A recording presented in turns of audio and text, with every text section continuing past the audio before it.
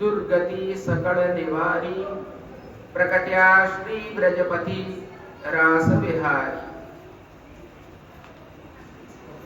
अंगुष्ठचोषकं गूढ़रसपोषकं स्वल्प संतोषकं कृष्णचंद्रम गोपिका जनमनोन्मोद संपादनं तदभिलषिताकृतौ विगततन्द्रं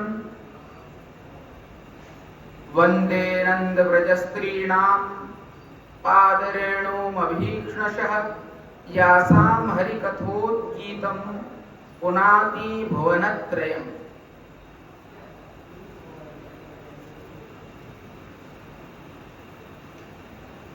अत्र उपस्थित બધા વૈષ્ણવો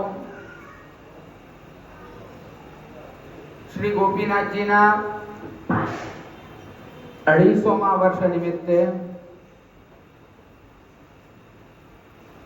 8મા સત્રમાં રાસ પંચાધ્યાયીના આજે પહેલા દિવસે આપણે બધા એકત્રિત થયા છીએ। રાસ પંચાધ્યાયીના વિષય પર આપણે ભગવદ લીલાનું અવગાહન કરી રહ્યા છીએ। ગત શરદ પૂર્ણિમાથી આ વિષય આપણે શરૂ કર્યો હતો। તેના ક્રમશઃ અલગ અલગ સત્રોમાં આપણે એ વસ્તુને આગળ વધારી હતી અને આજે આપણે રાસ પંચાધ્યાયીના બીજા અધ્યાયના અંતમાં આવીને 4 શ્લોક આપણા રહ્યા છે। આ 4 શ્લોકોનું શ્રવણ કર્યા પછી આપણે ગોપી ગીતની અંદર આજે પ્રવેશ કરીશું। વિષય એવો છે પૂર્વ ભૂમિકામાં કે ગઈ વખતે આપણે જોયું કે ભગવાન પ્રત્યેની ગોપીજનોની રસાસક્તિ એવી હતી કે ભગવાનના અંતર ધ્યાન થયા પછી સર્વપ્રથમ તે લોકો ભગવાનની શોધખોળમાં લાગી ગયા। શોધખોળમાં લાગ્યા જેને આપણે અન્વેષણ કહીએ છીએ। अन्वेषण लीला एमा बधा वृक्षों ने वनस्पतिओं ने पृथ्वी देवी ने तुलसी जी ने बधाने गोपीजनों पूछे छे कि भगवान श्री कृष्ण क्या गया। अन्वेषण लीला पछी ते लोकोए अनुकरण लीला करी। अनुकरण लीला में आपणे जोयुं कि पोते પોતે એ લોકો ભગવદ સ્વરૂપ પોતાને માનીને અથવા ભગવદ સામગ્રી અથવા ભગવદ લીલા પરિકર પોતાને સમજીને વિવિધ પ્રકારની જે પૂર્વમાં થયેલી લીલાઓ હતી તે બધી લીલાઓનું આચરણ પોતે કરવા લાગ્યા। જેવી રીતે કોઈ નાટ્ય ચાલતું હોય, આપણે ત્યાં નાટ્યનો પ્રકાર કેવો હોય છે, નાયક હોય કે નાયિકા હોય, हीरो के हीरोइन होय ए पोते राजा ना होय पण राजानो वेश धारण करी ले। ते प्रकारे आ गोपीजनो कोई पूतना बनी गई, कोई शकट बनी गયું, कोई उखल बनी गયું, कोई गोवाड़ियाओ बनी गया, गोपीजन बनी गया, कोई यशोदाजी बन्या, कोई नंदरायजी बन्या। आ प्रकारनी पोतानी अंदर ए लीलाने स्फूर्ति थई। એટલે સૌથી પહેલા આસક્તિ સ્ફૂર્ત થઈ અને આસક્તિ સ્ફૂર્ત થયા પછી તે લોકોની અંદર લીલા સ્ફૂર્ત થઈ અને પછી ભગવાન સ્ફૂર્ત થયા। ભગવાન ક્યાં છે? પછી આપણે જોયું કે ભગવાનનું અનુસંધાન આવતા એમને ભગવાનના ચરણારવિંદના દર્શન થયા, એના ચિહ્નોના દર્શન થયા, સાથે કોઈ એક ગોપીજન સાથે, કોઈ એક સહચારી સાથે ભગવાન ક્યાંક ગયા છે એના વિવિધ પ્રકારના હાવભાવો અને જેને આપણે કહીએ જેસ્ચર, પોસ્ચર, બોડી લેંગ્વેજ, એ બધી વસ્તુઓને એમણે વિચારી કે ભગવાને કઈ પ્રકારની લીલા એની સાથે કરી છે। ઇત્યાદિ ઇત્યાદિ કરતા. છેલ્લે આપણે જોયું કે એમના મનમાં પશ્ચાતાપનો વિચાર આવ્યો, એમને દોષોનું ચિંતન થયું અને પશ્ચાતાપનો ભાવ પ્રકટ કરતા કરતા એ ગોપીજનો વિલાપ કરવા લાગ્યા અને એમણે ઉદ્ગારવાચક શબ્દો કહ્યા, હા નાથ રમણ પ્રેષ્ઠ ક્વાસી ક્વાસી મહાપુરુષ. ત્યાં સુધી આપણે આ વાત જોઈ હતી. હે રમણ, હે નાથ, હે પ્રેષ્ઠ, મારા પ્રિય પ્રાણ પ્રિય, આપ ક્યાં છો, ક્યાં છો? હે મહાભુજ, અમે આપની તુચ્છ દાસીઓ છીએ, અમને દર્શન આપો. આ પ્રકારની વાત આપણે જોઈએ. હવે આગળ કહે છે પછી શું થયું? તો હવે આગળની અહીંયા વાત આજથી આપણે જોઈશું. આ 4 શ્લોકો પછી ગોપી ગીતનું આરંભ થશે.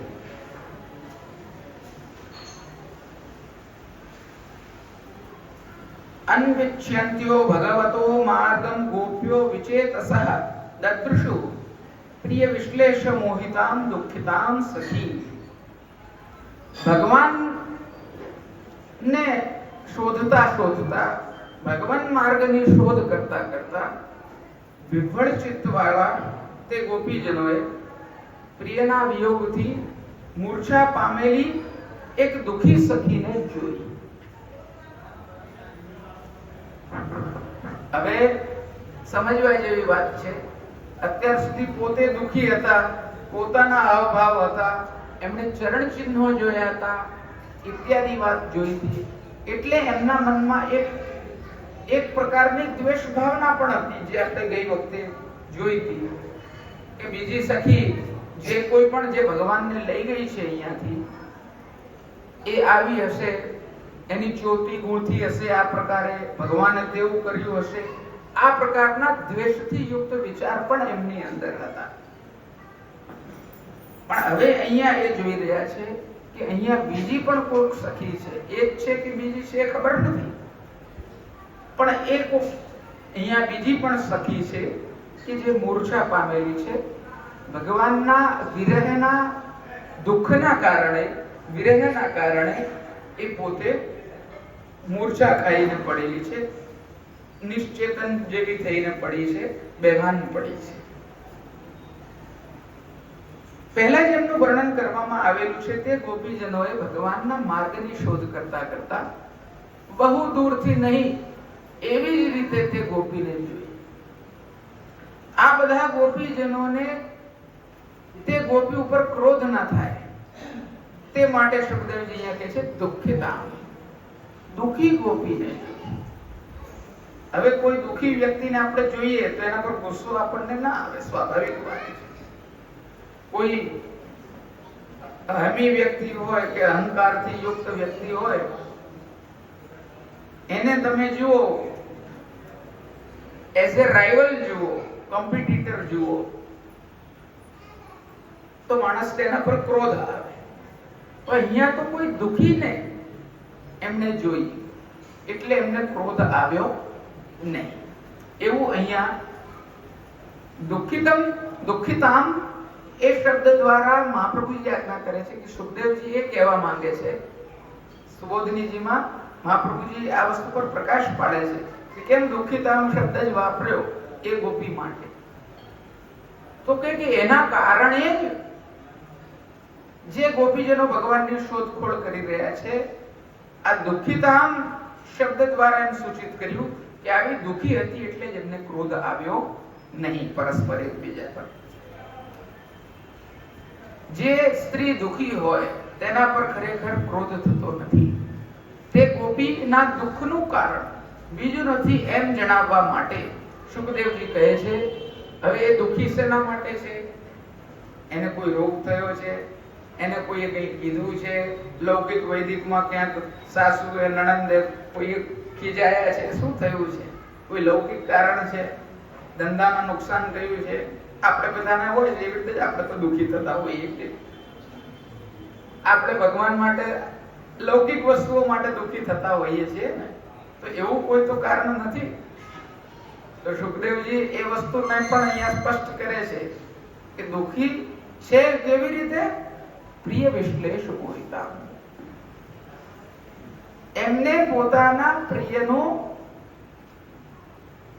વિપ્રયોગ થયો છે, વિશ્લેષ થયો છે. જેવી રીતે આશ્લેષ હોય છે, આશ્લેષનો અર્થ છે આલિંગન કરવું, અને વિશ્લેષનો અર્થ છે કે છૂટા થઈ જવું. એટલે વિશ્લેષ શબ્દ વાપર્યો છે એના દ્વારા. પ્રિય એવા જે ભગવાન, તેમના જ વિરહથી તે ગોપીને ઘણો મોહ થયો, તે મૂર્છા પામી. તે ગોપી પણ બધા ગોપીજનોની સખી હતી, તેથી તે સખી ભાવે બહુ ગોપીજનોએ તે ગોપીને જગાડી. કારણ કે 5 માણસોના સમાગમમાં દુઃખ રહેતું નથી, એ પ્રમાણે જગતનો ન્યાય છે. 5 બોલે સો પરમેશ્વર. લૌકિકમાં આપણે નથી કહેતા કે 5 જણાએ કીધું એટલે આ વાત સાચી છે. પ્રાય એવી રીતે ચાલતું હોય છે ગાડું. અને અહીંયા પણ ન્યાય એ પ્રકારનો જ મહાપ્રભુજી બતાડી રહ્યા છે. 16 એ વચન આપણે જોઈએ.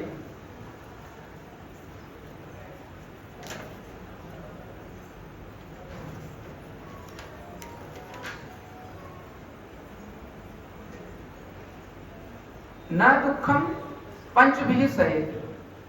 મહાપ્રભુજી કહે છે કે 5 જણ હોય તો દુઃખ ના થાય. આપણે લૌકિકમાં પણ એવી પરિભાષા કરતા હોઈએ છીએ પ્રાય કે 5 જણ મળતા આવજો. કે કોઈ કે બહુ દુઃખી છે કે એને તકલીફ છે તો કહીએ ને કે 5 જણા જતા હો ને જરા જુઓ ને શું છે. તો એ ન્યાયથી અહીંયા દુઃખ રહેતું નથી એવી વાત કરવામાં. પહેલા આ બધા ગોપીજનોએ એમ જાણ્યું કે ભગવાન કૌતુકને વશ કોઈ ગમ્મત કરવા માટે, કંઈક મજાક કરવા માટે, મશ્કરી કરવા માટે આપણી પાસેથી ચાલ્યા ગયા છે, કંઈક હેરાનગતિ કરે છે. કેમ કે નટખટ તો છે, નટવર બી છે ને નટખટ બી છે. તો કદાચ એવું કોઈ કૃત્ય કરવા માટે ક્યાંક દૂર જતા રહ્યા છે ને અમને હેરાન કરી રહ્યા છે, નહીં કે આપણા દોષના લીધે. એટલે એમને દોષનું તો ચિંતન થયું જ નહીં કે કોઈ દોષના લીધે ભગવાન દૂર થઈ ગયા છે. જુઓ વૈષ્ણવો, અહીંયા છે ને સમજવા જેવી વાત છે.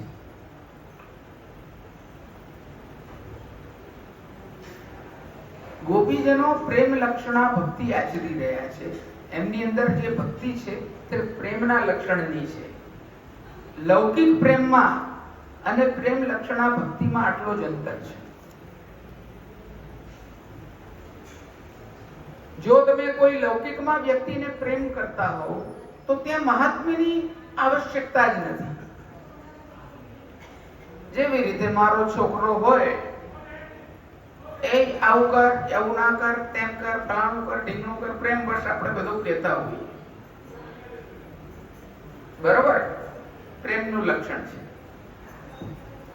પ્રિય હોય કોઈ, એ વર હોય, તો એની જોડે મન ભાવે તેવું આપણે આચરણ કરી શકીએ. પણ આ કોઈ લૌકિક બાળક કે લૌકિક વર કે લૌકિક પ્રિયતમ નથી. અહીંયા તો મારું બાળક જે છે તે 14 ભુવનનો નાથ છે. જ્યારે એ મહાત્મ્ય જતું રહે છે વૈષ્ણવો, જ્યારે એ પ્રકારનું મહાત્મ્ય જતું રહે છે કે આ ભગવાન છે એ વસ્તુનું અજ્ઞાન થઈ જાય, ભૂલી જવાય, એ મહાત્મ્ય જતું રહે, ત્યારે નિશ્ચિત રીતે આપણે ભક્તિ ભાવના જે છે તે ખોઈ દઈએ છીએ. ભક્તિનો અર્થ જ સેવોપચાર છે, સેવા કરવી છે. તો જ્યાં લૌકિક ભાવના આવી ગઈ ત્યાં સેવા ભાવના તો જતી રહે. એટલે આપણે ત્યાં ભક્તિની વ્યાખ્યા વૈષ્ણવ તંત્રમાં નારદ પંચરાત્રમાં સર્વનિર્ણય પ્રકરણમાં શાસ્ત્રાર્થ પ્રકરણમાં તત્વાર્થ જીવ નિબંધમાં મહાપ્રભુજીએ આજ્ઞા કરી છે.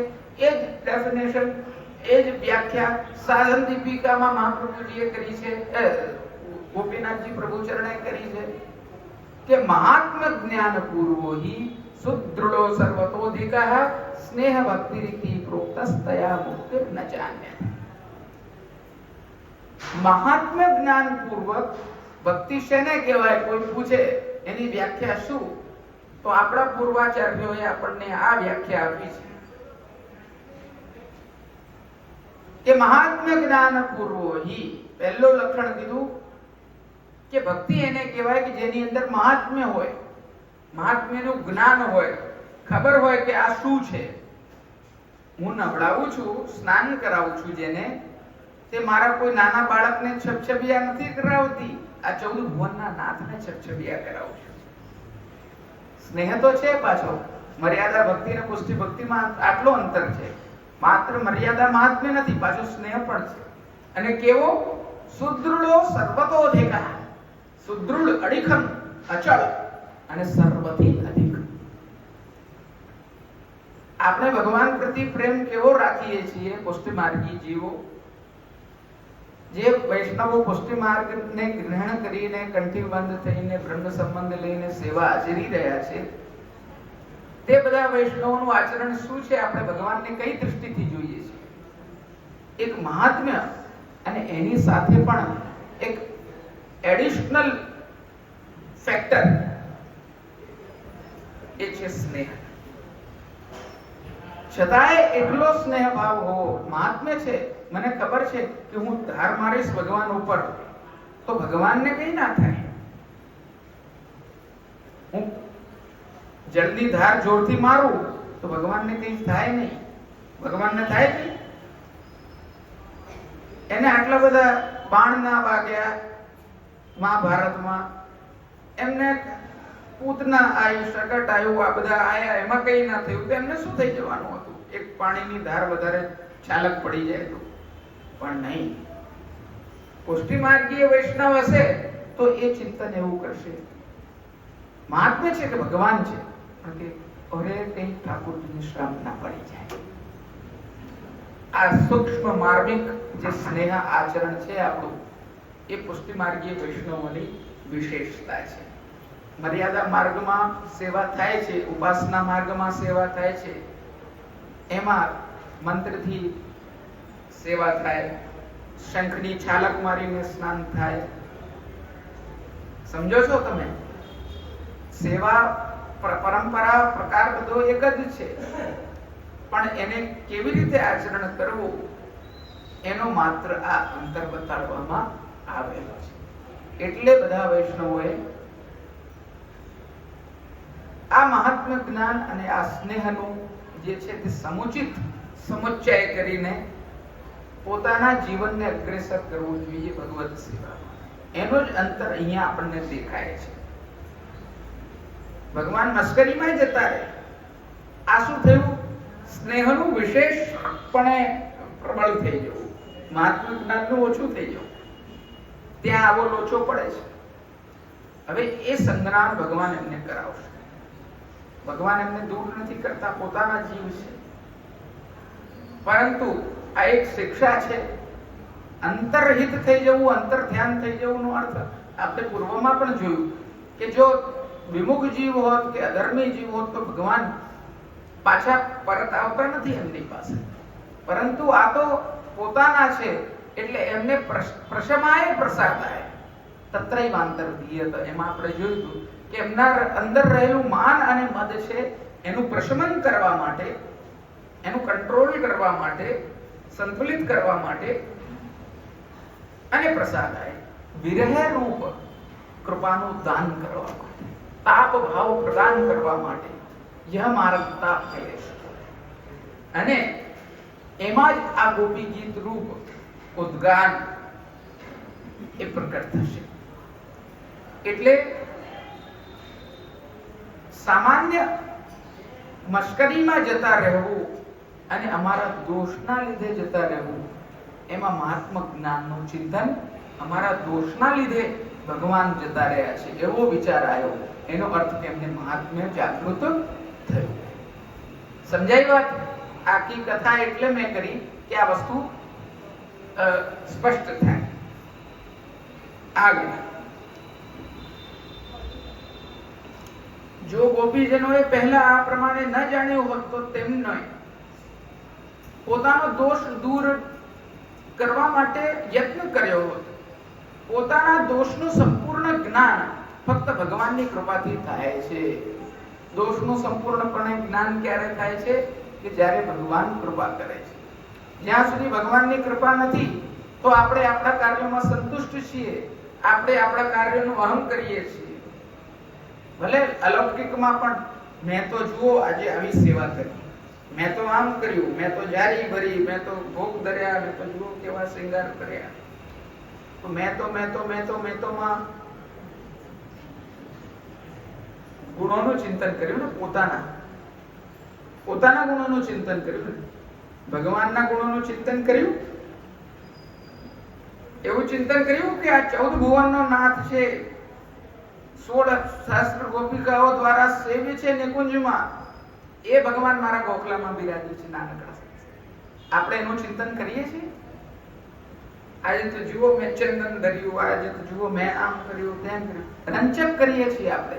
એનું ચિંતન થવું જોઈએ. अपनो दोष विचार सके उनसो कछु न कहिए, कृपा तो लालन जो की चाहिए, कृपा तो लालन जो की चाहिए. संतोष भाव આપણે ત્યાં નથી. વૈષ્ણવો આપણે ત્યાં તો કંઈ બન્યું નહીં. ઉત્તમથી ઉત્તમ કરવાનું અને વિચારવાનું કે અમારાથી કઈ સેવા બનતી નથી. એના દ્વારા જ દૈન્યતા, ધીરતા આપણા હૃદયમાં પરિસ્ફુટ રહે છે. જો આપણે પોતાના ગુણોનો વિચાર કરીએ તો આપણી અંદર અહંકારની વૃદ્ધિ થાય, અને જો આપણે પોતાની અંદર દોષ ભાવનું ચિંતન કરીએ તો આપણી અંદર દૈન્યતાની વૃદ્ધિ થાય. એટલે દીનતા પ્રકટ થવી જોઈએ અને અહંકારનું પ્રશમન થવું જોઈએ. એવો સિદ્ધાંત અહીંયાથી આપણને પ્રાપ્ત થાય છે. સમજાય છે ને બધાને? પછીથી દોષ જણાવવા માટે જ ભગવાને તેનો ત્યાગ કર્યો. તેથી ભગવદ ઈચ્છાને લીધે ગોપી આ બધી વાત બીજા બધા ગોપીજનોને કહી. તે કહેવા જે પ્રયોજક, જે ગોપીને માન અવમાન કેવી રીતે પ્રાપ્ત થયું એ જણાવવા સારું, એ જણાવવા નારું પ્રયોજક વાક્ય હતું તે સુખદેવજી આ શ્લોકમાં આગળ કહી રહ્યા છે. તયા કથિતમ આકર્ણ્ય માન પ્રાપ્તિમ ચ માધવાત અવમાનમ ચ દૌરાત્મ્યાત વિસ્મયમ પરમમ જયુઃ. તે સખેનું કહેલું શ્રવણ કરીને બીજા બધા ગોપીજનોએ નિશ્ચય કર્યું કે માનની પ્રાપ્તિ લક્ષ્મીપતિ ભગવાનના ગુણથી થાય છે, અને અવમાન પોતાના ધર્મ દુષ્ટતા રૂપી અવગુણથી થાય છે. અને તેથી તેઓ પરમ આશ્ચર્ય પામ્યા. માનની પ્રાપ્તિ શેનાથી થાય છે? તો લક્ષ્મીપતિ ભગવાનના ગુણથી થાય છે. અને અવમાનની પ્રાપ્તિ શેનાથી થાય છે? કોઈની અવમાનના, ભગવાનની અવમાનના કેવી રીતે પ્રાપ્ત થાય? તો ધર્મ દુષ્ટતા રૂપી અવગુણથી. આપણે પોતાના ધર્મથી ભ્રષ્ટ થઈ જઈએ છીએ. જ્યારે આપણે પોતાનો ધર્મ ખંડિત કરી દઈએ છીએ ત્યારે જે છે એવા અવગુણથી અવમાન ભગવાન કરે છે. એટલે અહીંયા સમજવા જેવી વાત એ આવી કે ભગવાનની ચિંતન, ભગવાનનું ચિંતન કરવું, એમના ગુણોને ગ્રહણ કરવા, ધારણ કરવા, એના દ્વારા માન પ્રાપ્ત થાય છે. અને પોતાના ધર્મ જે દૂષિત થઈ ગયા હોય, દુષ્ટ થઈ ગયા હોય, એના અવગુણથી અવમાન પ્રાપ્ત થાય છે.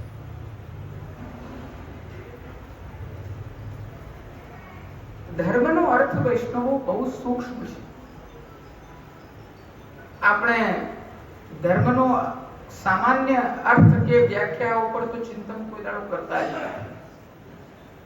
કોઈને ખબર છે ધર્મ એટલે શું? ધર્મનો અર્થ છે ધારયતિ ઇતિ ધર્મ. તકો ભગવદ સાક્ષી સનાતન ધર્મ આપણે બધા કરીએ છીએ. મોટી મોટી ધજાઓ ફેરાઈએ છીએ, મોટી મોટી વાતો કરીએ છીએ, પરંતુ આપણે ધર્મનો સામાન્ય અર્થ કે વ્યાખ્યા જાણતા નથી. ધર્મનો અર્થ છે ધારયતિ ઇતિ ધર્મ. જે આચાર વિચારને આપણે ધારણ કરીએ છીએ તેને ધર્મ કહેવાય છે. સામાન્ય લેંગ્વેજમાં, સામાન્ય ભાષામાં કહીએ તો ડૂઝ એન્ડ ડોન્ટ્સ, શું કર્તવ્ય છે શું અકર્તવ્ય છે એનો જે બોધ કરાવે છે તે ધર્મ છે. આજે હું વૈષ્ણવ તરીકે આ કંઠી પહેરેલો, તિલક લગાડેલો, ચરણામૃત લીધેલો, શ્રી કૃષ્ણ શરણનો મંત્ર ધારણ કરેલો, નિવેદન મંત્ર ધારણ કરેલો વ્યક્તિ છું. મારે આવું કરાય અને આવું ના કરાય એનો જે બોધ કરાવે એનું નામ ધર્મ છે. મારો વૈષ્ણવ ધર્મ શું છે જેની મેં ચર્ચા કરી? જીવ ધર્મ છે. એ સૌથી બૃહદ અને બહુ વ્યાપક ધર્મ છે. બીજા બધા ઘણા બધા ધર્મો છે આપણા. માતાનો ધર્મ છે, પિતાનો ધર્મ છે, બહેનનો ધર્મ છે, ભાઈનો ધર્મ છે, સમાજ માટે ધર્મ છે, રાષ્ટ્ર માટે ધર્મ છે. ઘણા બધા ધર્મો છે આપણા. એવું નથી કે એક જ ધર્મ છે, પણ સૌથી બહુ વ્યાપક આપણે બ્રહ્મવાદીઓ છીએ. તો સૌથી વ્યાપક આપણા માટે ધર્મ એ જ છે કે આપણું કેન્દ્ર ભગવાન છે. આપણે ભગવાનના દાસ છીએ. દાસ છીએ એટલે વૈષ્ણવ છીએ, અને વૈષ્ણવતામાં ભગવાનને જે પ્રિય છે તે આપણો ધર્મ છે, અને ભગવાનને જે અપ્રિય છે તે આપણો અધર્મ છે. બહુ જ પ્રેક્ટિકલ વ્યાખ્યા છે. શરણાગતિના ષડવિધા શરણાગતિના લક્ષણો બતાડ્યા છે આચાર્યોએ. અનુકૂલસ્ય સંકલ્પઃ, પ્રતિકૂલસ્ય વિવર્જનમ, રક્ષયિષ્યતિ વિશ્વાસઃ. અનુકૂળનો સંકલ્પ કરવો. ભગવાનને અનુકૂળ છે. હું ફલાણી જગ્યાએ જઈને ન ખાવા જેવી વસ્તુ ખાવું તો ભગવાનને અનુકૂળ રહેશે?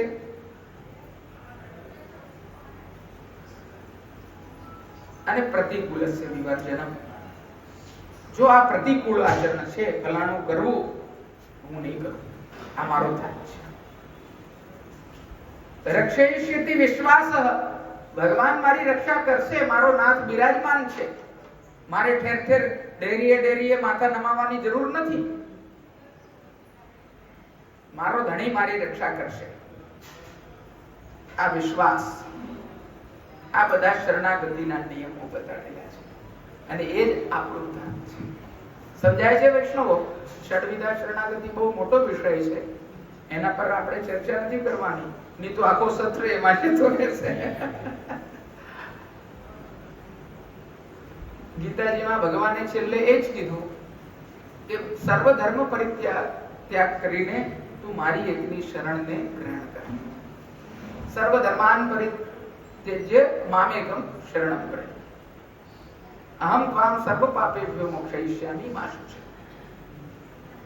એટલે એ જે છે તે સર્વ ધર્મોનો પરિત્યાગ, એનો અર્થ જ એ છે કે ભગવાન સિવાયના જે કોઈ પણ આપણા ધર્મ જે છે, જેનું આપણે આચરણ કરીએ છીએ નિત્ય રોજ બરોજમાં, એક માતા હોવાનું, પિતા હોવાનું, પુત્ર હોવાનું, સમાજના વ્યક્તિ હોવાનું, રાષ્ટ્રના વ્યક્તિ હોવાનું, એક પાડોશીનો ધર્મ છે, તમારો ફલાણાનો ધર્મ છે, ઠેર ઠેર ધર્મ છે, અને એ રોલ કોન્ફ્લિક્ટ પાછા ઠેર ઠેર થવાના જ છે, એનાથી તમે છૂટી શકશો નહીં.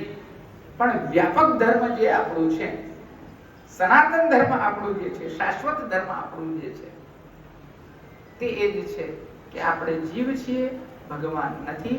ભગવાનની સેવા કરવી, ભગવાનનું સ્મરણ કરવું, ભગવાનની નિષ્ઠામાં, ભગવાનના શરણમાં, ભગવાનના આશ્રયમાં રહીને પોતાના જીવનને વ્યતીત કરવું, એ આપણું સનાતન ધર્મ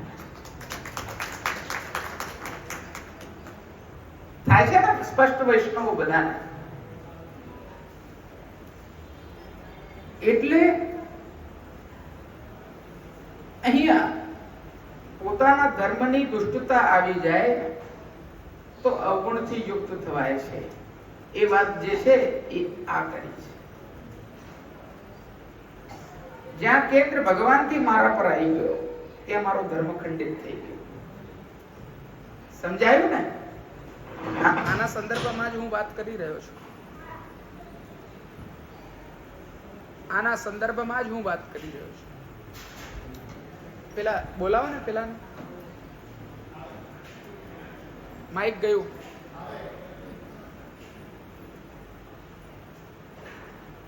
ચાર્જિંગ પતી ગયું લાગે છે.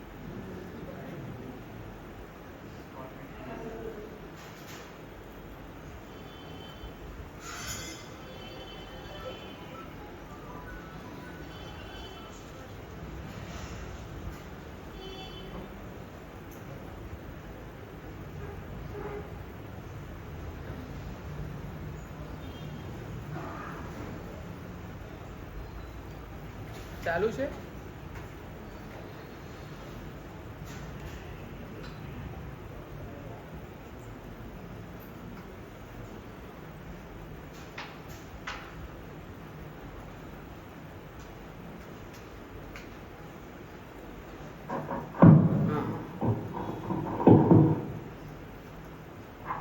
શ્રી કૃષ્ણાય નમઃ. શ્રી કૃષ્ણાય નમઃ. શ્રી ગોપીજન વલ્લભાય નમઃ. આવે છે?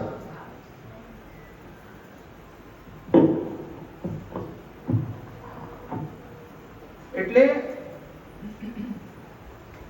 માધવ કે જે લક્ષ્મીજીના પતિ છે, એમના ગુણોના લીધે જ તે ગોપીને માન પ્રાપ્ત થયું અને પોતાની દુષ્ટતાને લીધે અવમાન પ્રાપ્ત થયું. તે ગોપીએ કહેલું બીજા ગોપીજનોને, બીજા ગોપીજનોએ જો કે બહુ સાંભળ્યું, પરંતુ તે વિષયમાં તેમણે આ નિર્ણય કર્યો કે ગોપી એ જે સન્માન મેળવ્યું તે પોતાના ગુણને લીધે મેળવ્યું નથી, પરંતુ લક્ષ્મીજીના પતિ જે ભગવાન છે એમના ગુણોના લીધે જ મેળવ્યું છે. આપણે કોઈ પણ કાર્યની સિદ્ધિ થતી હોય છે, આપણે લૌકિકમાં પણ, તો આપણે શું કહીએ છીએ? ભગવત કૃપાથી થયું, ભગવાનની કૃપાથી થયું. એ જરૂરી છે. જો હું વિચારું કે મારા સામર્થ્યથી થયું તો પતી ગઈ વાર્તા, પછી કઈ રહ્યું નહીં. ત્યાં જ સીધે સીધું સ્વાદ ચખાઈ જશે કે તમે કેટલા પાણીમાં છો ખબર પડી જશે. સીધી જ વાત છે. જે છે તે ભગવત કૃપાથી, ભગવાનની કૃપાથી થયું છે. આ મારાથી થયું નથી, પ્રભુએ કરાવડાયું. તે ગોપીએ કહેલું, ગોપીજનોએ જો કે બહુ સાંભળ્યું, પરંતુ તે વિષયમાં તેમણે આ નિર્ણય કર્યો કે ગોપીએ જે સન્માન મેળવ્યું તે પોતાના ગુણોને લીધે મેળવ્યું નથી, પરંતુ લક્ષ્મીજીના પતિ ભગવાનના જ ગુણોને લીધે મેળવ્યું છે. અને આ બધા ગોપીજનો લક્ષ્મીજીના અંશ છે. એમ સમજીને ભગવાને એમનું સન્માન કર્યું. એમ લક્ષ્મીજીના અંશ છે એનો કહેવાનો તાત્પર્ય એવો છે કે ગોપીજનો એમ વિચારે છે કે એ વિચારીને, એવું વિચારીને કે અમે લક્ષ્મીજીના અંશ છીએ, અમારું સન્માન થયું છે, અમારી જોડે લઘુરાસ ક્રીડા થઈ છે પૂર્વમાં. એમ લક્ષ્મશ્રેયૈક રમણમ ચ વામદાસ્ય પ્રણય ગીતમાં કીધું હતું ને પૂર્વમાં. વળી દુષ્ટતા જે પોતે પોતાનો ધર્મ છે તેને લીધે જ તેણે અવમાન પ્રાપ્ત કર્યું છે. અહીંયા 4 શબ્દ દ્વારા મહાપ્રભુજી આજ્ઞા કરે છે કે ખેદ, ભ્રમ વગેરે વસ્તુઓ બતાડી.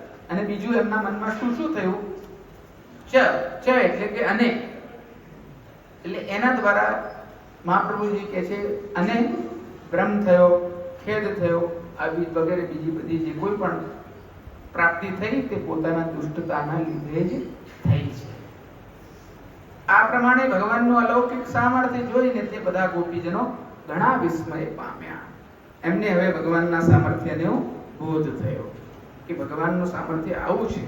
વિસ્મય પામ્યા એનો અર્થ છે કે આશ્ચર્યચકિત થયા.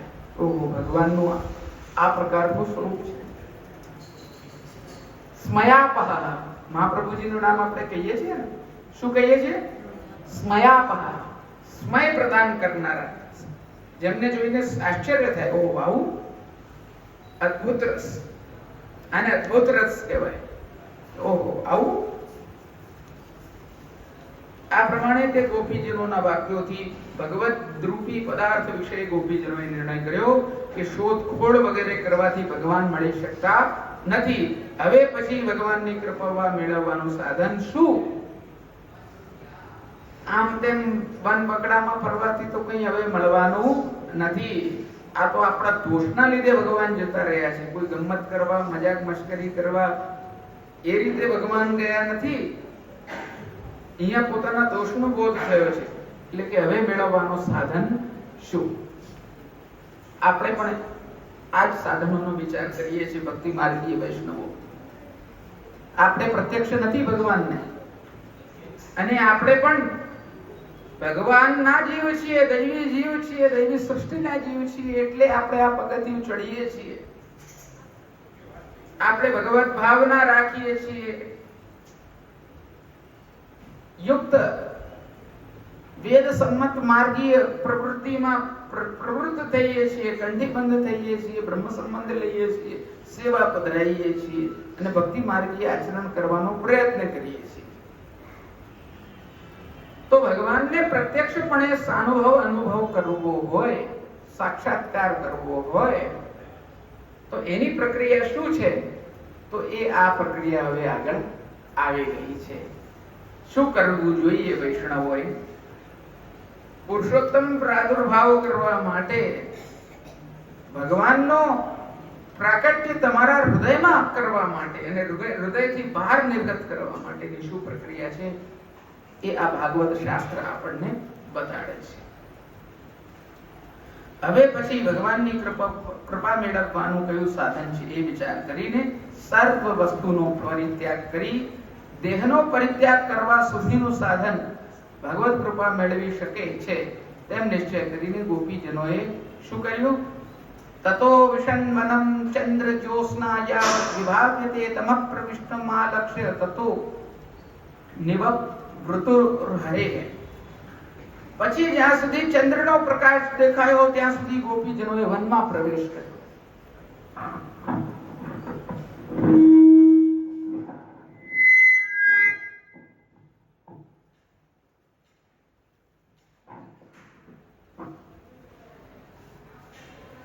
હવે આ મોહને દૂર કરવા માટે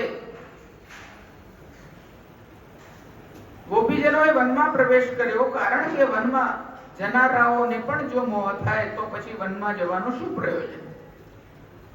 હવે આ બધી વસ્તુઓ તો આપણે ઘણું બધું જોતા હોઈએ છીએ. ઘણા લોકો અમે કે સંન્યાસ લઈ લીધો. હવે અમારે ત્યાં પેલી ગુજરાતમાં કહેવત છે કે આ તો સમસાનીઓ વૈરાગ છે.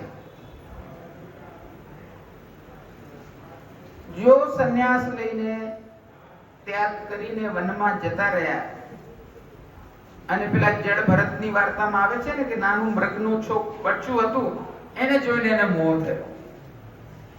તો મોહ માયાનો તો ત્યાગ કર્યો નહીં અને કપડા ભગવા પહેરી લેવાથી કોઈ સંન્યાસ નથી મળતું.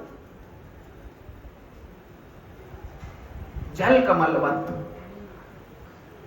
કોઈ બી ધર્મ આશ્રમમાં તમે હોવ, બ્રહ્મચારી હોવ, ગ્રહસ્થ હોવ, વાનપ્રસ્થ હોવ, સંન્યસ્ત હોવ, ભક્તિ ત્યારે જ પ્રાપ્ત થઈ શકે છે કે જ્યારે મનથી તમે વિરક્ત થાઓ. વિરક્તિ વગર ભક્તિ પ્રાપ્ત થઈ શકતી નથી. ક્યાં અનુરાગ રહી ગયો લૌકિકમાં? ધનમાં રહી ગયો, બાળકોમાં રહી ગયો, પરિવારજનોમાં રહી ગયો, સત્તામાં રહી ગયો, જશમાં રહી ગયો, નામનામાં રહી ગયો, તો એ સંન્યાસ કોઈ કાર્યનો નથી. એ જ સંસાર છે. સંસારનો અર્થ જ આ બધી વસ્તુ છે. સંસારનો ત્યાગનો અર્થ છે મનથી વિરક્ત થઈ જવું. છે એટલે નિભાઈએ છીએ, ના હોય તો કઈ નહીં. આજે આ ગાદલું મળ્યું સુવા માટે તો સુઈ જઈશું, છે તો ભોગવીએ છીએ, નહીં હોય તો એવું નહીં કે આના વગર મને ચાલશે. આનો અર્થ છે વિરક્તિ. મોક્ષ સંન્યાસ યોગ છે ગીતાજીમાં 18મો અધ્યાય. એમાં બહુ સારી રીતે ત્યાગની અને સંન્યાસની ભગવાન વ્યાખ્યા કરે છે. આ વિષય બહુ જ મહત્વપૂર્ણ છે વૈષ્ણવો. ત્યાગનો અર્થ છે કે કર્મના ફલનો ત્યાગ. સિદ્ધાંત કહું છું વૈષ્ણવો, ધ્યાનથી સાંભળજો. ગીતાજીનો આ માર્મિક સાર છે. સંન્યાસનો અર્થ છે કર્મનો ત્યાગ. જેવી રીતે હું તમને દાખલો આપું. હું બ્રાહ્મણ છું, બ્રાહ્મણત્વેન હું સંધ્યા કરું છું, યજ્ઞ કરું છું, અધ્યયન અધ્યાપન આદિનું કાર્ય કરું છું. હવે હું જો કર્મ ફળ માટે કરતો હોઉં તો આ બધાનું ફળ મને મળે છે, અને જે ફળ મળે છે તેનાથી મારા પુણ્યોનો ઉદય થાય છે. બરાબર? કોઈ ક્ષત્રિય હોય તો ક્ષાત્ર ધર્મ કરે છે, કોઈ વેપાર કરે છે, કોઈ સેવા કાર્ય કરે છે, યથાવર્ણાશ્રમ ધર્મ. હું મારી પોતાનો દાખલો લઈને કહું છું તમને. હવે હું સંધ્યા વંદન કરું છું, એનું ફળ મને મળે છે. હવે હું સંન્યાસ લઉં તો મારે સંધ્યાનો પણ ત્યાગ કરી દેવો પડે, કર્મનો બી ત્યાગ કરી દેવો પડે, અને જંગલમાં જતા રહેવું પડે. એને કહેવાય છે સંન્યાસ. પણ ત્યાગનો અર્થ ગીતાજીમાં ભગવાન એમ કહે છે કે કર્મના ફલનો ત્યાગ કરી. મેં સંધ્યા કરી અનેન કર્મણા ભગવાન શ્રી ગોપીજન વલ્લભ પ્રિયતામ ન મમ. મારો જે આ કર્મ મેં કર્યો એ ભગવાન ગોપીજન વલ્લભને પ્રિય થવા માટે, એમને પ્રિય છે એટલે મેં કર્યું. એમના ચરણારવિંદમાં એને સમર્પિત કરું છું, મારું કંઈ નહીં. ન મમ. આનો અર્થ થયો ત્યાગ. સ્થૂલ કર્મનો ત્યાગ કરીને મોહમાયામાં પડી જવું એ વસ્તુનો કોઈ અર્થ બનતો નથી. પણ સાચો ત્યાગ ત્યારે છે કે જ્યારે તમે કર્મના ફલનો ત્યાગ કરી નાખો. આ આપણે ત્યાં મોક્ષ સંન્યાસ યોગમાં ગીતાજીએ કીધેલી વાત છે. અને આ બધા જે છે તે તો યુક્ત રીતે ત્યાગ કરીને આવેલા જીવો છે. આગળ મધુપ ગીતમાં, બ્રહ્મણ ગીતમાં આવશે ભિક્ષુચર્યામ ચરંતી. જેવી રીતે કોઈ પરમહંસો ભિક્ષુચર્યાને આચરે છે, સંન્યસ્ત પોતાની ત્યાગ વૃત્તિને બતાડે છે ઉત્તમ રીતની, એવી રીતે આ પોતાનું આચરણ કરનાર ગોપીજનો છે. એમણે બધી વસ્તુનો ત્યાગ કર્યો છે ભગવાન માટે. એટલે અહીંયા એમણે વિચાર કર્યો કે હવે વનમાં જતા રહીએ. હવે અહીંયા શું વિચાર કર્યો કે વનમાં જતા રહીએ. પછી ચંદ્રનો પ્રકાશ જ્યાં સુધી આવ્યો એટલું પ્રગાઢ વન આવી ગયું કે ચંદ્રનો પ્રકાશ બંધ થઈ ગયો. શું થયું? વનમાં અંદર ચાલતા ગયા અને ચંદ્રનો પ્રકાશ પહેલા આછો આછો આવતો હતો, અને પછી ચંદ્રનો પ્રકાશ સાવ બંધ થઈ ગયો અને અંધકાર ઘોર છવાઈ ગયો. એવી જગ્યાએ પહોંચી ગયા. પછી ગાઢ વન હતું તો એમણે પ્રવેશ કર્યો નહીં, અને પાછા ત્યાં જ આવી ગયા. તો હવે પૂછવાની વસ્તુ એમ થઈ કે પહેલા જે ઉદ્યોગ કરીને ગોપીજનો વનમાં ગયા હતા તો એટલો ને એટલો ઉદ્યોગ કરીને પાછા કેમ ફર્યા? એવો પ્રશ્ન એને ઉભો થાય. આ વાત સમજીએ તો એ શંકા કરવામાં આવે તો સમાધાન કરતા કહે છે સુખદેવજી, હરે હે હરિની પાસે પાછા આવ્યા, અથવા તો હરિના સંબંધના છે એટલે પાછા આવ્યા. જે હરિના છે, જે ભગવાનના છે, જે ભગવદીય છે, એ અંધકારમાં પ્રવેશ કરતા નથી.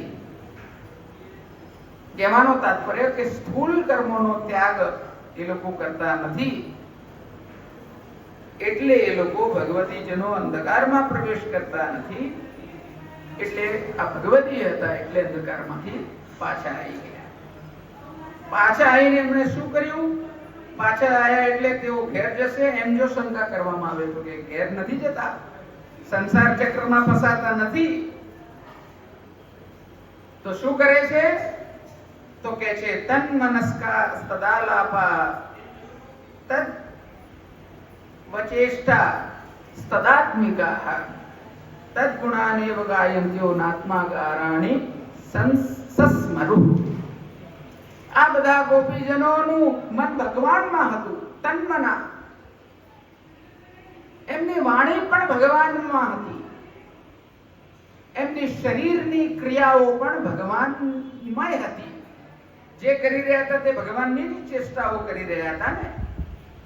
અને ચિત્તમાં એમ હતું કે શ્રી કૃષ્ણ અમારી આત્મા છે, અમારાથી જુદા નથી, અમારી સાથે જ છે, પણ અમને પ્રત્યક્ષપણે દેખાય નથી રહ્યા. અમારા આત્મા આપણને દેખાય છે તો આત્મા નથી છે. પણ એનો અનુભવ ક્યારે થાય? કે જ્યારે એ પરાકાષ્ઠા પર જીવ પોતાની સાધના સિદ્ધિમાં પડે ત્યારે પોતાની આત્માનો અનુભવ કરી શકે છે. અહીંયા પણ ભગવાન એમની પાસે જ છે, અંતર્હિત છે, અંતર ધ્યાન થયેલા છે, પરંતુ બાહ્ય પ્રકટ કરવાની જે પદ્ધતિ છે તે આગળ બતાડી રહ્યા છે. એટલે એમને ઘરનું સ્મરણ થયું નહીં. એટલે એ લોકો લૌકિક વિચારથી વનમાંથી પાછા ફર્યા. અને પેલો મેં કીધું એમ સમસાનીઓ વૈરાગ નતો એમનો, એમની અંદર જે છે કે સાચી ભગવત ભાવના હતી. એટલે એ લોકો પાછા ઘરે ના ફર્યા અને ત્યાં જ રોકાયા. તે ગોપીજનોને પોતાના આત્માનું તથા ઘરનું સ્મરણ થયું નહીં. આત્મા એટલે કે દેહ અને આગાર એટલે કે ઘર અને તેના સંબંધ વાળી વસ્તુઓનું તેમને સ્મરણ થયું નહીં. પછી તો ઘેર જવાની શી વાત કરવાની? ગોપીજનોને દેહ અને ઘરનું સ્મરણ ન થયું તેના 5 કારણોનો સુખદેવજી કહી રહ્યા છે. 5 કારણો છે કે ઘરે ન ગયા અને ત્યાં વનમાં રહ્યા, અંધકારમાંથી બહાર આવી ગયા, ચંદ્રની જ્યોત્સનાથી ત્યાં પહોંચી ગયા પાછા. કેમ કે ચંદ્ર ભગવાનનું મન છે ને, ભગવાનનું મન હોય ત્યાં આવવું પડે. સમજો છો વસ્તુ? ભગવાનનું મન હોય તો જ થાય કાર્ય. એટલે એના 5 કારણો કીધા. પહેલું કારણ કીધું તન મનસ્કા, એટલે કે સ્મરણ જે છે તે મનમાં થાય છે. એટલે ભગવાનમાં એમનું મન હતું એટલે ભગવાનનું સ્મરણ કરતા હતા. એટલે એમને દેહ કે ઘરનો સંબંધ થયો નહીં. બીજી રીતે પણ દેહ અને ઘરનું સ્મરણ ન થયું તેનું કારણ કે છે બીજું કારણ તદાલાપા. એ ભગવાન સિવાય બીજી કોઈની વાત કરી જ નતા રહ્યા, એમની જ વાતો કરી રહ્યા હતા. એમનામાં જ એમની વાણી સમર્પિત હતી. એટલે મન થયું, વાણી થઈ. પછી એમને તો કોઈ બીજી ચેષ્ટાઓ પણ ના થઈ. ભૂખ લાગી નહીં, તરસ લાગી નહીં. આ બધી શારીરિક વસ્તુઓ તો થાય ને, નહીં તો ના થાય. આપણે તો અડધો કલાક ભગવદ વાર્તામાં બેઠા હોઈએ તો કે પાણી પીવું પડશે, ગરમી લાગે છે, મોટો પંખો લગાવ્યો તોય ગરમી લાગે છે.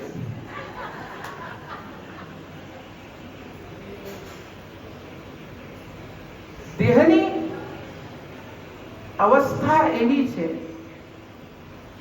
કે જે ભગવાનમય બની જ નથી. આપણે વાર્તાજીમાં સાંભળીએ છીએ આ બધી વસ્તુ. 84-252 ની વાર્તાઓનું આપ લોકો સેવન કરતા હો તો એમાં આવે છે 100 वे 3 दिन लो ભગવન લીલા में छके रहे. 3 દિવસ સુધી સત્સંગ એવો કરતા હતા કે 3 દિવસ સુધી ભગવાન લીલામાં છકી ગયા. એમને ખબર જ ના પડી કે 3 દિવસ નીકળી ગયા છે. બોલો. નહીં તો આપણને તો પેલા નાના છોકરાની જેમ મમ્મમ કરવું છે, નીની આઈ, પી આઈ, ચી આઈ બધું થાય આપણને. અહીંયા તો કોઈ દેહ ધર્મો નડતા નથી. થોડું લૌકિક દાખલો એટલે આપું છું કે તમને બધાને થોડી વિષય ભારી ભરકમ ના લાગે. એટલો ભારી વિષય છે બી નહીં. તમારો બધાની મુખાકૃતિઓ જોઈને તો એવું જ લાગે છે કે તમે બધા ઋષિથી સાંભળી રહ્યા છો. આનંદ છે, બીજું શું. એટલે તદ્વિચેષ્ટા, ચેષ્ટા પણ જે છે તે એમની અંદર મય. અરે હું ઘટ જાણું છું, અરે હું પટ જાણું છું, એ રીતે બધાએ જ્ઞાનોની અંદર હું એ આત્માના અંશનું સ્ફુરણ થાય છે. તો પછી આત્માની સ્ફૂર્તિ થતી નથી એમ શી રીતે કહેવાય? આ ઘોડો છે, આ ગધેડો છે, તમને ખબર પડી રહી છે તો અહીંયા કેમ એવી વાત કરી કે આત્માની સ્ફૂર્તિ નથી થતી એમ?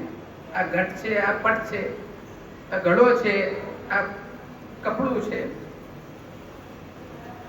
તો અહીંયા એનો જવાબ આપી રહ્યા છે કે તદાત્મિકા, એમની અંદર આત્મિક રીતે તલ્લીન થઈ ગયા છે. ઘટપટ ઇત્યાદિનું જ્ઞાન હોવા છતાંય હું આ છું, આ હું છું. અહમ બ્રહ્માસ્મિ તત્વમસી. જુદા રહીને પણ એકત્વ છે. એ જ આત્માનો સંબંધ છે. જીવાત્મા પરમાત્માનો સંબંધ છે. કૃષ્ણ જ અમારા આત્મા છે એ ભાવના જ હંમેશા આ ગોપીજનો ચિત્તમાં સ્વાભાવિક રીતે રાખેલા હતા. એટલે આત્મા તરીકે જ ભગવાન સ્ફુરે છે. દેહ વગેરેની સ્ફૂર્તિ થતી નથી. તુલ્ય પદાર્થ, અદૃષ્ટ ચિંતન વગેરે સ્મૃતિના કારણો છે. આ ન્યાય પ્રમાણે અદૃષ્ટ ને દેહ ઘર વગેરેમાં સ્મૃતિ કેમ ન થાય? આના ઉત્તરમાં સુખદેવજી કરે છે તદ્ગુણાનેવ ગાયન્ત્યઃ. જો ગોપીજનો મૌન રાખીને બેઠી રહે તો દેહાદિની સ્મૃતિ થાય, પરંતુ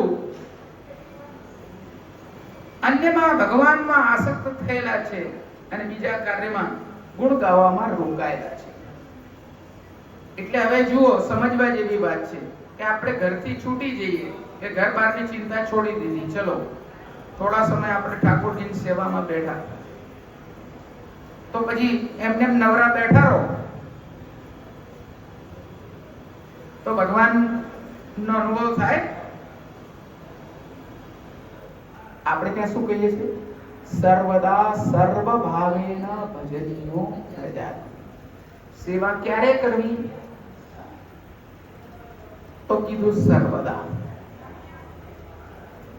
દિવસ હોય, રાત હોય, સવાર હોય, સાંજ હોય, બપોર હોય, સંધિકાળ હોય. હવે તમે મને પૂછશો કે આપણે ત્યાં તો અનોસર થઈ જાય છે, 1-1.5 વાગે તો ઠાકોરજીના દ્વારડા કરવા પડે, આ બધા દ્વાર ખોલવા પડે, બીજા બધા જે કોઈ પણ કાર્ય છે, કામ છે, ધંધો છે, બધું કરવું પડે.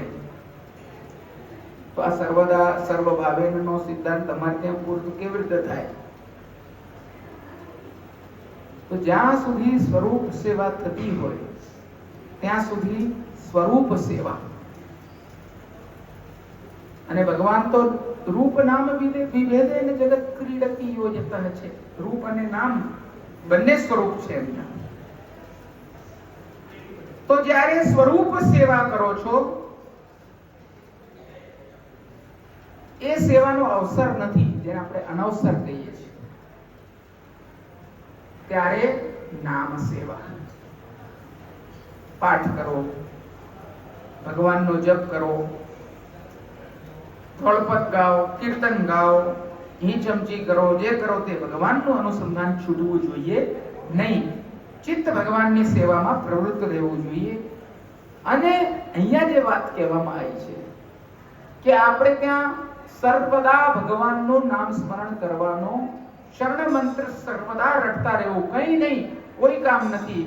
કોઈ દુકાને તમે બેઠા છો, વ્યાવૃતોપી હરો ચિત્તમ, ભગવાનમાં ચિત્ત રાખીને બસ ભગવાનનું સ્મરણ કરતા રહો. શ્રી કૃષ્ણ શરણમ મમ, વદ ધીરે સતત સતત શ્રી કૃષ્ણ શરણમ મમનો જપ કરતા રહો. તો અહીંયા પણ આ ગોપીજનો વનમાંથી આવીને કે ઉભા નવરા ઉભા નથી, જે આપણી વાત હતી, એમણે શું કર્યું? તદ્ગુણાનેવ ગાયન્ત્યઃ, એમના જ ગુણ ગાતા રહ્યા. શું કરતા રહ્યા? ગુણ ગાતા રહ્યા. આ ગુણગાનનું મહત્વ છે વૈષ્ણવ.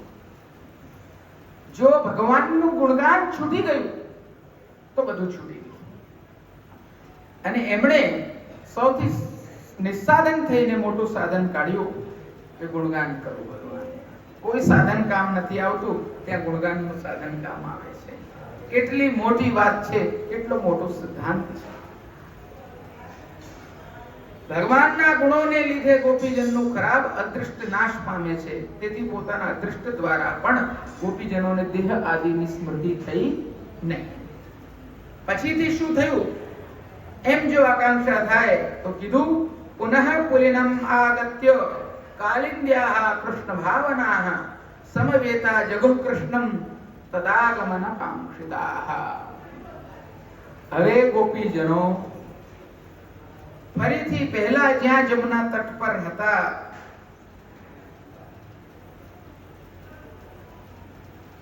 જ્યાં લઘુરાસ ક્રીડા થયેલી છે, જ્યાંથી ભગવાન અંતર ધ્યાન થઈ ગયા છે, એ જમનાજીના સાનિધ્યમાં, એ જમનાજીના કુલ પર, તટ પર, પુલિન પર આવીને પાછા ભગવાનની પ્રેરણાથી કૃષ્ણમાં ભાવવાળા એવા તે ગોપીજનો આયા અને ભગવાન અહીંયા પધારશે એવી આકાંક્ષાથી મળીને સમવેતા, બધા મળીને, એકની વિનંતી ના પડે તો કોક એક એવો સિદ્ધ હોય ભગવદ વાર્તાના મંડળમાં, એની કૃપાથી ઠાકોરજી સાનુભવ કર્યા. આ મંડળનું મહાત્મ્ય છે વૈષ્ણવ. આપણે તો બધું પોતે નિજ સ્વાર્થનું કાર્ય કરવામાં લાગી જઈએ છીએ. મારા ઠાકોરજી, મારા ઘરે, મારું આમ, મારું તેમ. અહીંયા આ સમવેતાની ભાવના તો આપણે બધી લઈ જઈએ છીએ.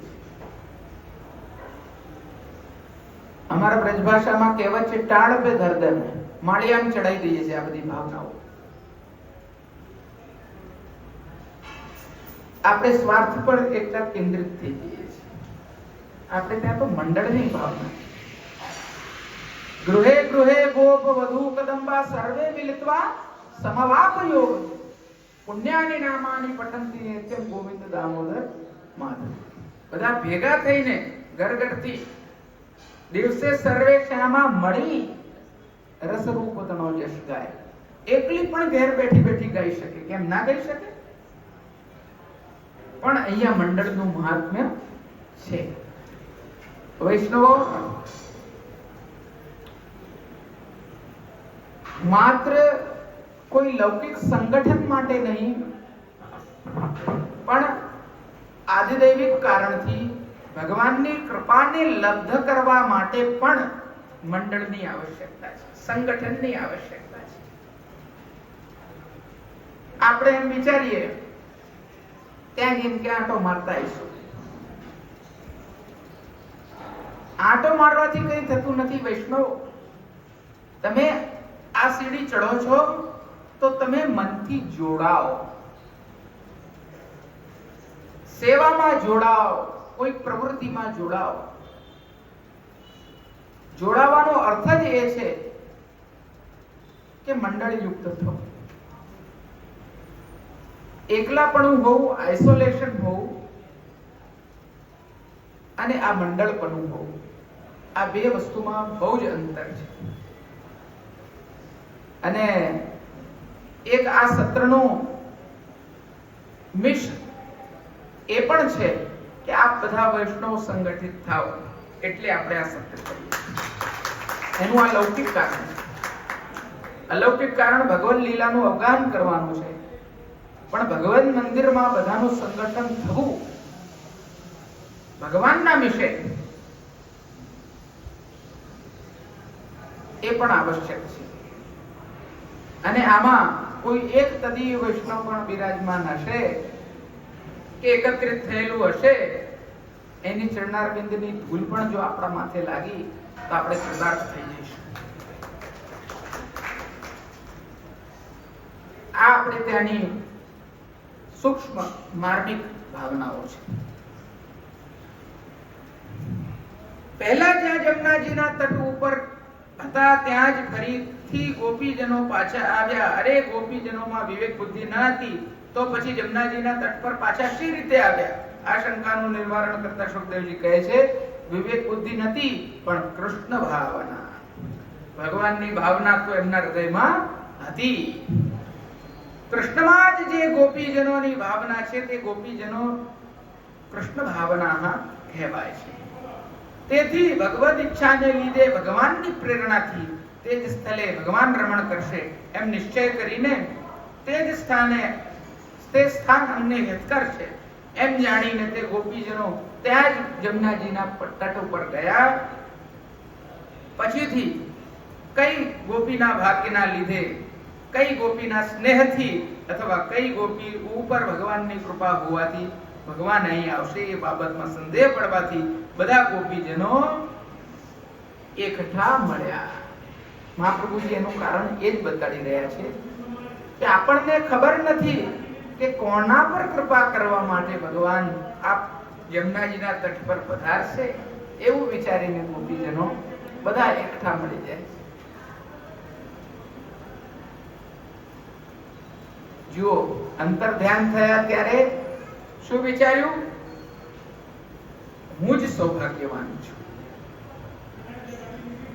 મારામાં એવો ગુણ છે જે આ ભૂમિ પર, ભૂતલ પર કોઈની અંદર નથી, એટલે ભગવાન મારી સાથે જ છે. અને અહીંયા આપણામાંથી કોના ઉપર કૃપા કરવા માટે ભગવાન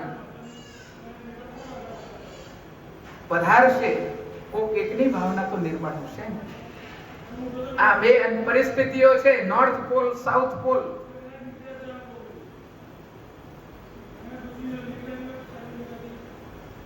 સમજાય છે કેમ અંતર ધ્યાન થયા અને કેમ પ્રકટ થશે?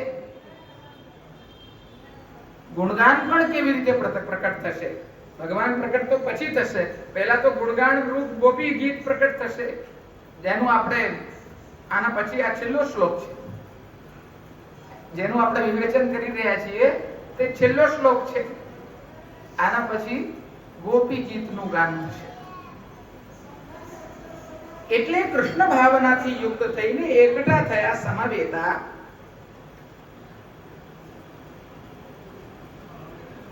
અને શું કર્યું? તે સમયે ગોપીજનોને બીજું સાધન ન મળવાથી કૃષ્ણનું, સદાનંદનું તેઓ ગાન કરવા લાગ્યા. કારણ કે સિદ્ધાંત એવો છે, સાંભળજો વૈષ્ણવો, મહાપ્રભુજી સિદ્ધાંત બતાડી રહ્યા છે સુબોધનીજીમાં. કારણ કે સિદ્ધાંત એવો છે કે દોષનું નિવારણ કરવાને માટે હરિના ગુણનું ગાન જ સાધન છે. મહાપ્રભુજી સ્પષ્ટપણે ગુણગાનનું મહાત્મ્ય બતાડી રહ્યા છે કે જ્યાં સર્વ સાધનો પૂરા થઈ જાય છે ત્યાં દોષના નિવારણ માટે ભગવાનના ગુણગાન જ સાધન છે. દોષ દૂર થઈ ગયો એટલે પછી ભગવાન પોતાની મેળે જ અહીં આવશે એમ ધારીને ભગવાનના આગમનની આકાંક્ષા રાખીને ગોપીજનોએ ગાન કરવા માંડ્યું. હવે જુઓ, આવી એક પ્રેક્ટિકલી બી સમજવા જેવી વસ્તુ છે.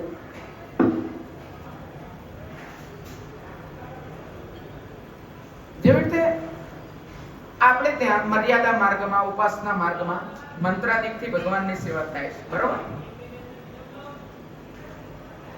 એને ભગવાનની પ્રાપ્તિનું સાધન બતાડે છે. તો કોઈની પાસે મંત્ર ના હોય તો, શુદ્ધ અવસ્થામાં ના બેઠો હોય તો, જેવી રીતે મંત્રનું ઉચ્ચારણ થવું જોઈએ તેવી રીતે ના થતું હોય તો, ફલાણું થતું હોય તો, ચલો બીજી વસ્તુ જવા દો, મર્યાદામાં નથી, પુષ્ટિ માર્ગમાં છે, સેવા કરે છે, ભગવાનની સેવા ના કરી શકે તેવી સ્થિતિમાં હોય તો, ભગવાનનું સ્વરૂપ વિરાજમાન નથી તો, સ્વરૂપ વિરાજમાન છે તો દીક્ષા નથી, દીક્ષા છે તો કોઈ સંસાધનો નથી બીજી સેવા કરવા માટેના, ઘરમાં અગવડ સગવડ છે, બહુ બધા વ્યવહારિક પ્રોબ્લેમ્સ છે, તો શું ભગવાનની સેવા કરવાનો અધિકાર નથી એને? હા કે ના? તો કઈ ના હોય તો એ ગુણગાન તો એ કરી જ શકે છે. એટલે બધા સાધન નથી જ્યાં ત્યાં ગુણગાન સાધન તો છે જ, એવું પ્રેક્ટિકલી બી આપણે સમજી શકીએ છીએ. આ તો એક ઉચ્ચ સ્તરીય વાત છે, પરંતુ સામાન્ય ભાષામાં પણ આપણે સમજીએ. અમારે ત્યાં પરફોર્મિંગ આર્ટ્સ, મ્યુઝિક હોય, સંગીત હોય, એમાં ખાસ માન્યતા એવી છે, નૃત્ય હોય તો ગાયન વાદન બે જોઈએ, વાદન હોય તો લહેરો નગમો જોઈએ, ગાયન જોઈએ જોડે. પણ ગાયન હોય તો તંબુરો ના વાગતો હોય તો તમે ગાઈ શકો. જૂના જમાનામાં અમે અહીંયા ડોસીઓને બધીને જોતા હતા, મોડેથી ધોળ ગાય અને હાથથી તાળી પાડે અને ગરબા કરે, રાસ ગરબા ધોળ પર ચાલતા હતા. ગાવા માટે કોઈ સાધનની પણ જરૂર નથી. અને આ તો ભગવત ગુણગાન છે. અહીંયા તો કોઈ જાતની લજ્જા શરમ બી નથી, અહીંયા કોઈ જાતનો વિચાર પણ નથી. અહીંયા તો માત્ર ગુણગાનનો એક ધ્યેય છે, એક કાર્ય છે અને એક સાર. આજ ભગવાનના ગુણગાનનું મહાત્મ્ય છે. શ્રી યમુનાજીના તટ ઉપર જે ગોપીજનો એકત્રિત થયા, હવે એ કોણ હતા એના ઉપર ખુલાસો અહીંયા મહાપ્રભુજી કરી રહ્યા છે. કાલે આપણે જ્યારે ગોપી ગીતનો આરંભ કરીશું ત્યારે આ પૂર્વ ભૂમિકા કામમાં આવશે. તમને સાંભળો.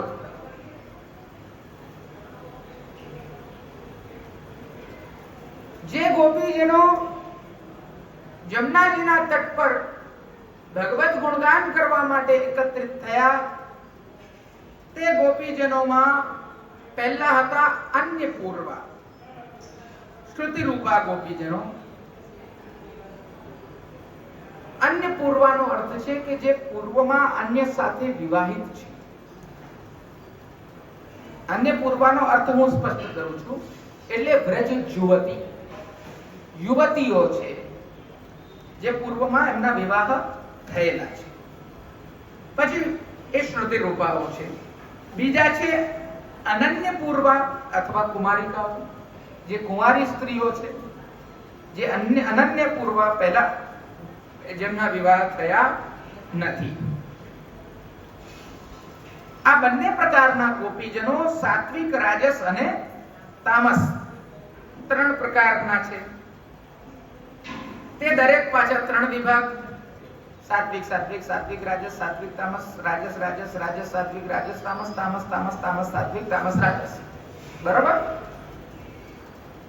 એમ કરીને ગુણોને લીધે 9 વિભાગ થયા એમના. બરાબર? અને અન્ય પૂર્વ, અનન્ય પૂર્વ મળીને 18 થયા. 9 પ્રકાર અન્ય પૂર્વના, 9 પ્રકાર અનન્ય પૂર્વોના. સમજ્યા વૈષ્ણવ? અને 19નો પ્રકાર ઉપલક્ષણ રીતે બતાડ્યો, તે ગુણાતીત, નિર્ગુણ ગોપીજનો, જે ગુણાતીત છે. સાત્વિક બી નથી, રાજસ બી નથી, તામસ બી. એટલે કેટલા થયા? 19 થયા. બરાબર? આમ ગોપિકાઓના 19 પ્રકાર થયા. આ પક્ષમાં દરેક ગોપિકા સાત્વિક, રાજસ અને તામસ છે, અથવા તો ગોપીજનોની વ્યવસ્થા બીજે પ્રકારે પણ થઈ શકે છે. ગોપીજનો સમુદાયથી યુથથી 9 પ્રકારના છે. આ પક્ષમાં સાત્વિક, રાજસ અને તામસ એ વિભાગ સમુદાય દૃષ્ટિએ જોવામાં આવે છે. અર્થાત કોઈ યુથ સાત્વિક ગોપીજનોનું હતું, કોઈ રાજસીનું હતું અને કોઈક તામસીનું હતું. એમ બધા જૂથો પણ જે છે તે ગુણોના આધારે બતાડેલા છે. તેમાં દરેકના પાછા 3 પ્રકાર છે. એમાં જ જૂથ હતા. એમ 9 પ્રકારના જૂથ થાય છે. તેમાં શ્રુતિ રૂપા અને અગ્નિકુમારિકાઓ એ બેના લીધે 18 થયા. એટલે અન્ય પૂર્વ અને અનન્ય પૂર્વ, વિવાહિત અને અવિવાહિત એમ. એટલે 9 અને 9 18 અને ગુણાતીતનું એક 19. જે ઉપલક્ષણ થી કીધું. ઉપલક્ષણ જે શાસ્ત્રીય વિષય છે વૈષ્ણવ, હું તમને સમજાવું છું. આ વસ્તુ સરળ વસ્તુ છે. ઉપલક્ષણ શેને કહેવાય? જેવી રીતે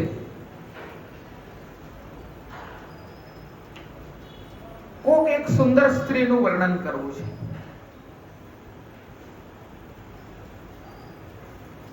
અરે આ તો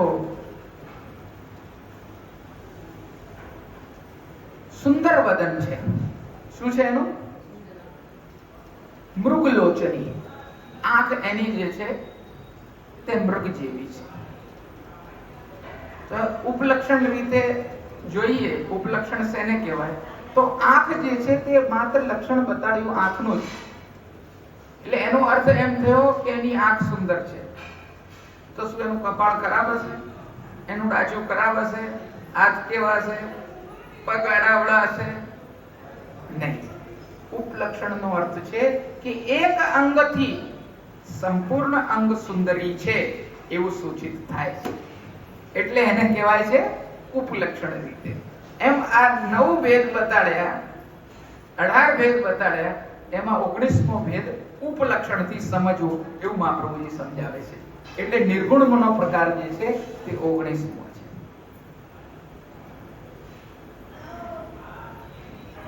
આ રીતે 19 યુથ સિદ્ધ થાય છે. આ બધા ગોપીજનોનો ગર્વ હવે જતો રહ્યો છે. તે લોકો નિસ્સાધન બની ગયા છે. હરિને ગાન પ્રિય છે એમ માનીને અને આપણા જીવન માટે પણ ગાન આવશ્યક છે એમ માનીને ભગવાનની પ્રિયા ગોપિકાઓ કોના ભાગ્યને લીધે અથવા કોના સ્નેહને લીધે કોની ઉપર કૃપા કરવા માટે ભગવાન પ્રગટ થાય એ બાબતમાં સંદેહ હોવાથી, સર્વને પોતાની યોગ્યતામાં સંદેહ હોવાથી પોતાના દોષોનું ચિંતન છે. કોક બીજાને કૃપાથી મને ભગવાન મળે છે. દૈન્યતાની એક પરાકાષ્ઠા થઈ ગઈ, નિસ્સાધનતાની. સર્વપ્રથમ એકઠા મળ્યા, સત્વ વગેરે અનેક પ્રકારના ગુણોથી ગાન કર્યું. એમ 19 પ્રકારના જૂથોએ ભગવાનનું ગાન કરવાનું શરૂ કર્યું. એવું અહીંયા મહાપ્રભુજી સુબોધનીજીમાં આજ્ઞા કરે છે. અને ગાન કરવાનું શરૂ કર્યું. જયતિ તેધિકમ જન્મના વ્રજ શૈત ઇન્દિરા ષટ્વદત્રિ દૈત દૃશ્યતામ દીક્ષુતાવકા ત્વયિ કૃતા સવસ્ત્વામ વિચિંતતિ. ગોપી ગીતનો આરંભ આપણે કાલે કારિકાઓ જોઈને, કારિકાઓમાં મહાપ્રભુજી ઘણી બધી વસ્તુઓ બતાડે છે. 5-7 કારિકાઓ છે. કયા શ્લોકમાં કયા ગોપીજન કયું ગુણગાન કરી રહ્યા છે ઇત્યાદિ વાત મહાપ્રભુજી પૂર્વ ભૂમિકામાં ગોપી ગીતના બતાડે છે. એ બધું આપણે કાલે જોઈશું. આજે આપણે ગોપી ગીતની પૂર્વ તૈયારી કરી લીધી છે, પૂર્વ ભૂમિકા જોઈ લીધી છે. કાલથી આ ગુણગાન જે ફલાત્મક છે, ભગવાનને પ્રકટ કરી શકે છે, એટલી જે સ્તોત્રની અંદર તાકાત છે. ગોપી ગીત એટલે વૈષ્ણવો કોઈ ખાલી ગાવાની વસ્તુ નથી.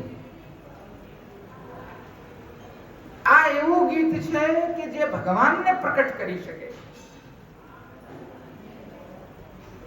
એનું આપણે શું હું મારા મોઢેથી મહાત્મ્ય કહું?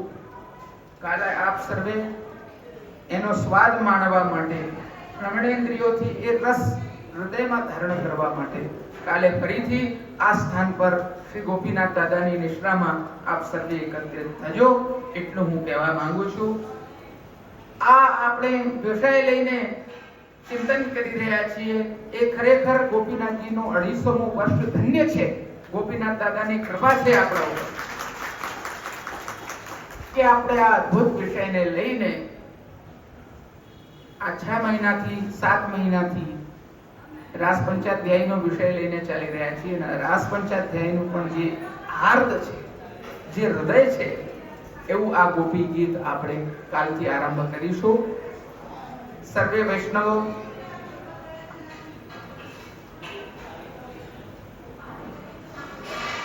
આ વસ્તુ મને એવું લાગે છે કે ઉચિત સમય છે, કેમ કે ઠાકોરજીનો ક્રમ આપણે પૂર્વમાં કરી લઈએ છીએ મનોરથનો, અને પછી આપણે બેસીએ છીએ તો શાંતિથી નિરાંતથી બેસાય છે અને ઠાકોરજીને કોઈ પ્રકારનો શ્રમ ન થાય એનો વિચાર રહે છે. બધા વૈષ્ણવ મહાપ્રસાદ ગ્રહણ કરીને જ પોતાના ઘરે પાઉં ધારે એવું હું કહેવા ઈચ્છું છું. સાથે સાથે આજે હું એક એવી જાહેરાત પણ કરવા માંગુ છું જેમાં ખાસ કરીને બાળક વર્ગ અને યુવા વર્ગ સંગઠિત અને આપણી પ્રવૃત્તિઓમાં જોડાઈ શકે અને એમને રસ પડે તેવું કાર્ય છે. મને જાહેર કરતા આનંદ થાય છે કે 13, 14, 15, 16 આ જે તારીખ આવશે આગળ જૂનમાં, એ 4 દિવસો આપણે ગોપીનાથજીના 250મા વર્ષ નિમિત્તે ગોપીનાથજી કલા સ્પર્ધાનું આયોજન કરી રહ્યા છે. આ કલા સ્પર્ધા 3 એજ ગ્રુપમાં, 3 આયુ વર્ગોમાં કરવામાં આવશે. એના ઇનામો 3 ઇનામો જાહેર થશે પ્રત્યેકના. એક તો 5 થી 15, 16 થી 35 અને 35 ઉપર જેને ભાગ લેવો હશે તે લઈ શકશે. અને એના વિષય, કલાના વિષય પરફોર્મિંગ આર્ટ્સ અને ફાઇન આર્ટ્સ બંનેના રહેશે. એટલે ચિત્રકારી, પછી લોક અને શાસ્ત્રીય સંગીત, હવેલી સંગીત, લોક અને શાસ્ત્રીય નૃત્ય અને ઇન્સ્ટ્રુમેન્ટલ વાદ્ય વાદન, જે કંઈ પણ સાંસ્કૃતિક છે તે બધી જ સાંસ્કૃતિક વિધાઓમાં જેમની અંદર ગુણ રહેલો છે તે બધા આ સ્પર્ધામાં જોડાઈ શકે છે, પંજીકૃત થઈ શકે છે. તે બધા માટે મેસેજ સ્વરૂપે અને QR કોડમાં એક લિંક જાહેર કરવામાં આવશે. ઓનલાઈન નિઃશુલ્ક ફોર્મ ભરીને લોકો જોડાઈ શકશે. અને આ બહાને આ મિષ્ટી અમારી એવી ભાવના છે કે ગોપીનાથજીના 250મા વર્ષમાં જે લોકો, જે વૈષ્ણવો, ખાસ કરીને જે વૈષ્ણવો ગોપીનાથજી પ્રતિ શ્રદ્ધા રાખે છે, પુષ્ટિ માર્ગમાં શ્રદ્ધા રાખે છે, તે લોકો પોતાના કલાના માધ્યમથી યુવા વર્ગને અને બાળક વર્ગને આપણી સાંસ્કૃતિક પ્રવૃત્તિઓ સાથે આપણે જોડીએ. ઇનામ તો એક હાર જીતની કોઈ પેલી વાત નથી આમાં, પરંતુ એક પ્રોત્સાહનનું કાર્ય છે આ. પણ આમાં બધા ભાગ લે એવું અમારો વિશેષ આગ્રહ છે. એટલે આ કલા સ્પર્ધાઓમાં બધા જોડાય. આપણે જોયું ભગવાનનું અનુકરણ કરવામાં પણ જે છે તે ફલાત્મક અનુભૂતિ છે. તો આ બધી જ નટનાટ્યની જે કોઈ પણ કૃતિઓ છે તે બધી આપણા માર્ગ સાથે સીધી જોડાયેલી છે. આપણા માર્ગમાં કોઈ એવી કલા નથી પુષ્ટિ માર્ગમાં કે જે અંગીકૃત નથી થતી. બધી જ કલાને ઠાકોરજી સ્વીકાર કરે છે. એ કલાઓ આ બાને નિખરશે. આપણા વૈષ્ણવો, જે બાળકો આ કાર્ય કરી રહ્યા છે તેમનું યોગ્ય સન્માન થશે. એ ભાગ આમાં લેશે તો ગોપીનાથ દાદાને સન્મુખ પણ થશે. આ બધી જ ભાવનાઓને કેન્દ્રમાં લઈને આ પ્રકારનું વિઝન, આ પ્રકારની દૃષ્ટિકોણ અને વિચારધારા રાખીને આપણે સર્વે જેટલા બી વૈષ્ણવો આમાં વધુ ને વધુ અને સારા એક સ્તરના સંમિલિત થઈ શકે એવી ભાવના રાખું છું. અને બધાને હું ખૂબ એમાં સહભાગી થવા માટે નિમંત્રણ આપું છું. શુભમસ્તુ. બધા વૈષ્ણવોને ખૂબ ખૂબ આશીર્વાદ, ખૂબ આનંદ કરો. શુભમ ભવતુ. શ્રી ગોપીજન વલ્લભાર્પણમસ્તુ.